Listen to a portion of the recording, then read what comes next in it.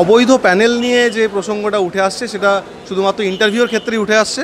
আমরা দেখতে পাচ্ছি যে বিভিন্ন নিউজ চ্যানেলে বিভিন্নজন তাদের বক্তব্য রাখছেন, সেটা কোর্টের বিষয়। আমি ওই জন্য কেন বললাম যে লাইভ স্ট্রিমিংয়ে দেখবেন, সেখানে সমস্ত কিছুর উত্তর পাওয়া যাবে। এরর ফ্রি প্যানেল দেখতে পাননি?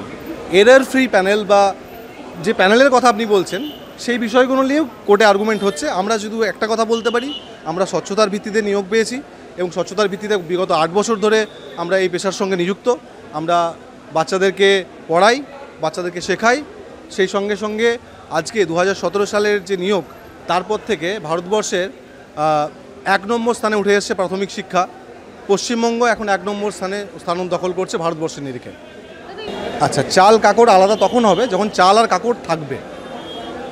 চাল আর কাকড় যদি এক্সিস্ট না করে, ধরুন শুধু চাল আছে বা শুধু কাকড় আছে, তাহলে তো আলাদা করার ব্যাপারই থাকছে না।